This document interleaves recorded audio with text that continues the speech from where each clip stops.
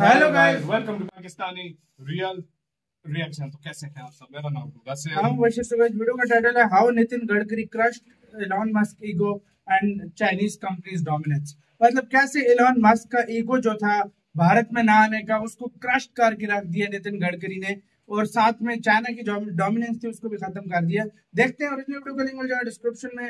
अब Elon Musk भी investment करने आ रहा है। काउंट करते हैं जुड़न एंड शॉट। टेस्ला कभी भी ऐसी कंट्री में मैन्युफैक्चरिंग प्लांट सेटअप नहीं करेगी जहां पर उन्हें पहले कार सेल करने की परमिशन ना मिले।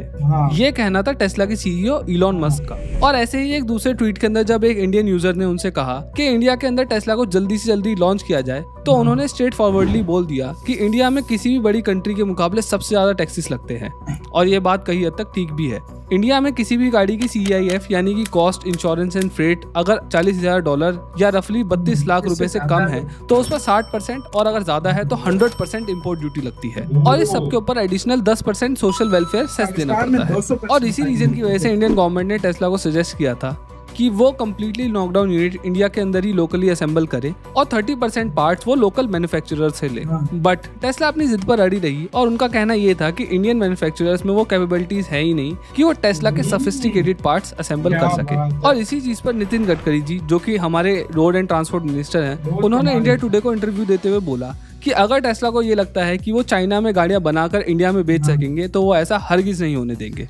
लेकिन अब कहानी में मोड़ आ चुका है, क्योंकि 2017 से चली आ रही ये रस्साकसी के अंदर फाइनली टेस्ला ने हार मान ली है। और फाइनेंशियल टाइम्स की रिपोर्ट की माने तो अब टेस्ला इंटरेस्टेड है अपना मैन्युफैक्चरिंग प्लांट इंडिया में ओपन करने के लिए। और आज अब इस वीडियो में यही जानेंगे कि भाई आखिर ये टेस्ला ने 180 डिग्री वाला टर्न लिया कैसे, और कैसे ये भारत सरकार और भारत के लिए एक बहुत बड़ी बात है।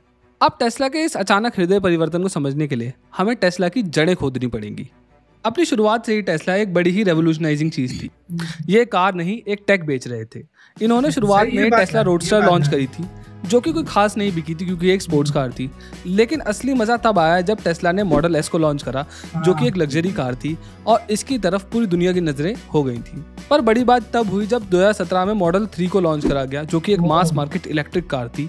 और देखते ही देखते ये गाड़ी पूरी दुनिया के अंदर बेस्ट सेलिंग इलेक्ट्रिक कार बन गई। और इन्हीं सब गाड़ियों की वजह से टेस्ला ने US की मार्केट के अंदर 50% शेयर हासिल कर लिया EV सेगमेंट के अंदर। अब ये सब देखने में तो बहुत ही अच्छा लगता है, लेकिन ग्राउंड रियलिटी थोड़ी सी हार्श है। दरअसल 2019 में टोटल फॉसिल फ्यूल कार्स की सेल थी 56 मिलियन यूनिट्स की, और EVs की कितनी थी? सिर्फ 2.1 मिलियन यूनिट्स। और इनके अंदर भी टेस्ला की गाड़ियां सिर्फ 3,67,000 यूनिट्स ही बिकी थी। और सबसे बड़ी बात तो ये है कि टेस्ला का 50% रेवेन्यू सिर्फ USA मार्केट से आता है, जिससे कि ये समझ में आता है कि उनकी कोई वर्ल्ड वाइड बड़ी प्रेजेंस नहीं है। और इसीलिए टेस्ला ग्लोबली एक्सपेंशन चाहते थे। दरअसल टेस्ला की मैन्युफैक्चरिंग गीगा फैक्ट्रीज में होती हैं, जो अपनी 100% कैपेसिटी के अंदर 2 मिलियन यूनिट्स निकाल सकती हैं एक साल के अंदर। और ऐसी उनके पास 3 गीगा फैक्ट्रीज हैं USA के अंदर, एक नेवाडा में है, एक न्यूयॉर्क में और एक टेक्सास में है। लेकिन अगर बाकी दुनिया की बात करें तो टेस्ला की सिर्फ 2 गीगा फैक्ट्रीज हैं, जिसमें एक जर्मनी में है और एक शंघाई चीन में है। और ये कोई सरप्राइज की बात नहीं है कि टेस्ला ने अपने ग्लोबल एक्सपेंशन के लिए यूरोप के अंदर ऑटो हब को चुना, यानी कि जर्मनी को। और ऐसे ही उन्होंने चाइना के साथ भी करा, जो कि एशिया के अंदर सबसे बड़ा ऑटो हब है। और ऐसे डिसीजंस की वजह से उनको बहुत ज़्यादा फायदा भी मिला।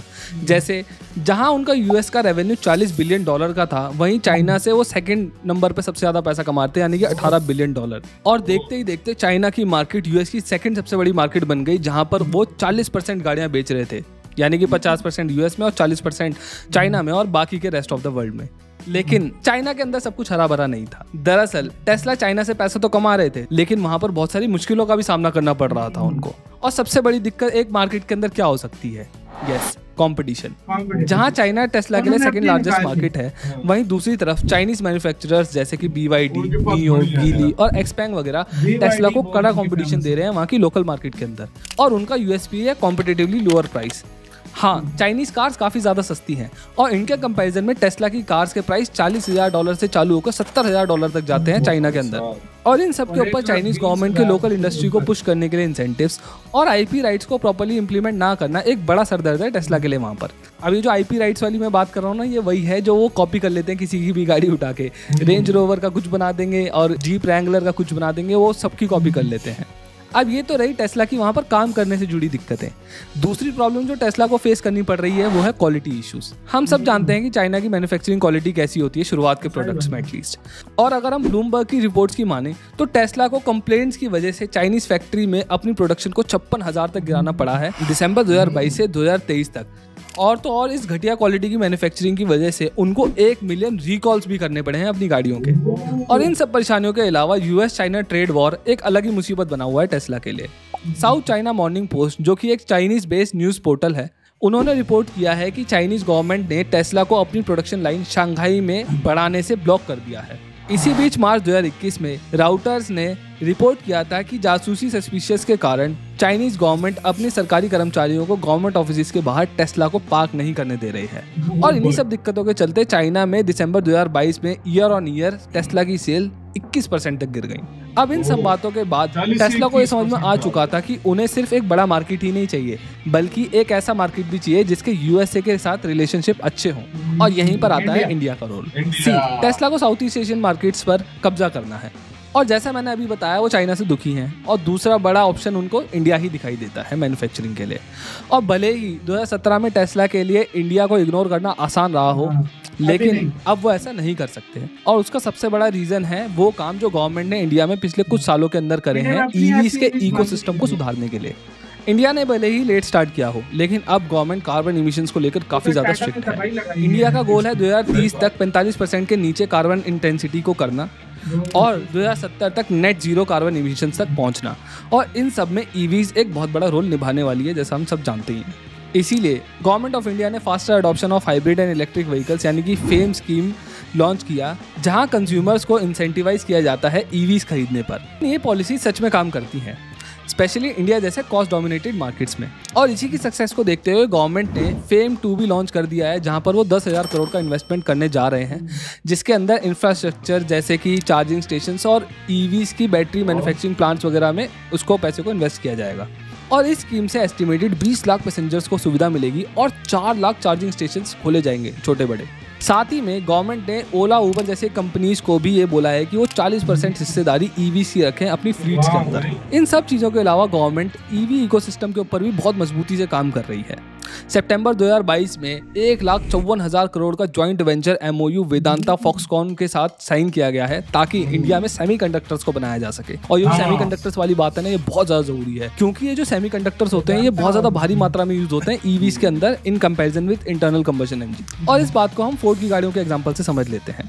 फोर्ड की फोकस एक ICE इंजन वाली गाड़ी है जिसमें रफली 300 चिप्स होती हैं, लेकिन वहीं फोर्ड की मार्क E जो कि एक EV है उसके अंदर 3,000 चिप्स यूज होती हैं। तो आप खुद सोचिए कितना ज़्यादा इंपॉर्टेंट है यहाँ पर ऐसे प्लांट्स को बेस करना। इसके अलावा इंडियन OEMs ने लार्ज कंपोनेंट बेस भी डेवलप कर लिए हैं इंडिया के अंदर, जहां पर फैब्रिकेशन, डिफरेंशियल गियर्स वगैरह और मोटर्स वगैरह बनाई जाएंगी। और इन सब चीज़ों के बाद इलॉन मस्क के साथ भगवान ने भी मजाक कर दिया, जहां पर जम्मू और राजस्थान के अंदर भारी भंडार निकला है लिथियम के। और इस वजह से टाटा जैसे बड़े प्लेयर्स EV बैटरीज के अंदर इन्वेस्ट कर पाएंगे, जो कि दिखाता है इंडिया की चेंजिंग इकोसिस्टम को। और यही वो सारे रीजंस हैं जिनके चलते टेस्ला इंडिया के अंदर अपने प्लांट सेटअप करने पर, यहाँ पर गाड़ियाँ बेचने पर और यहाँ से गाड़ियाँ एक्सपोर्ट करने पर इतना ज़्यादा मजबूर हो चुका है। और इन सब चीज़ों के लिए जो सबसे बड़ा श्रेय है मैं बोलूँगा वो जाता है नितिन गडकरी जी को। उनका इस तरीके का विजन और एटीट्यूड टेस्ला को साफ चेतावनी देता है कि आप आओगे तो वेलकम है, नहीं आओगे तो भीड़ कम है। क्योंकि अब इंडिया के अंदर बहुत सारी अच्छी इलेक्ट्रिक कार्स बनने लग गई हैं इन सारे इनिशिएटिव्स के बाद। और इन चीज़ों से हमें आगे भी सीख लेनी चाहिए कि फॉरेन। मैं कहता हूँ भाई नितिन गडकरी सर ने बैंड बजा के रख दिया टेस्ला की, कितना एटीट्यूड दिखा रहे थे। पिछले 1-2 साल से तुम्हें पता है इसकी बातें चल रही थी टेस्ला आएगी, लेकिन उसने कहा था कि चाइना से खरीदोगे, उसने कहा था चाइना से खरीदोगे उसके बाद हम देखेंगे, फिर उसके बाद हम ब्रांड लगाएंगे। मुझे अच्छे तरीके से याद है उधर नितिन गडकरी जी खड़े हो गए थे, उन्होंने कहा था भाई हमारे साथ, और उन्होंने टाटा भी खड़ा हो गया था, उन्होंने कहा था टैक्स कम करो, मतलब आप इम्पोर्ट ड्यूटी भारत ने बोला भारत ने सारी और कंपनीज को हमें करना पड़ेगा, हम ये नहीं कर सकते, हम एक कंपनी के लिए नहीं कर उसके सकते। बाद से देखो फिर और अभी खुद मोदी जी वहाँ पर मिले और खुद कहता है कि मैं इन्वेस्टमेंट लेकर आ रहा हूँ, और इंडिया से लिथियम भी निकल आया, तो अब उसके कान और खड़े, और इसको पता है इंडिया के रिलेशन कितने अच्छे हो रहे हैं इंडिया के साथ, तो अभी अमेरिका के साथ, तो अभी इन्वेस्टमेंट ना की तो घाटा हो जाएगा। मेन बात यह है कि यार चाइना के अपने इतने रोले हैं ना, वो पता है कभी क्या कहते, उसकी अमेरिका के साथ नहीं बनती, उसकी जो है ना वो अपने ऑफिस के बाहर गाड़ी खड़ी नहीं करने देता। अच्छा, उसके बाद वो कॉपी अपनी गाड़ियों की कार के मार्केट अपनी चमका रहा है, इसलिए इसकी तरह ही बना रहा है। और तीसरी बात मेन ये है कि कभी वो लॉकडाउन लगा देता है, कभी क्या करते हैं, कभी क्या करता है, नुकसान सबसे बड़ी मार्केट है। और अब वो इंडिया भागा भागा आएगा, और इंडिया में एक तो लेबर भी सस्ता है, हर मामले में इंडिया में चीजें सस्ती हैं, और क्या चाहिए यार इंडिया मार्केट। और नितिन गडकरी जी ने, मैं कहता हूँ, बैंड बजा के रख दिया यार। मैं मेरे फेवरेट मंत्री हैं यार, सीरियसली बहुत मुझे पसंद है ये। आपको कैसे कहना है अपने कमेंट सेक्शन में, अपना बहुत ज्यादा ख्याल रखिएगा। तो यार बाय।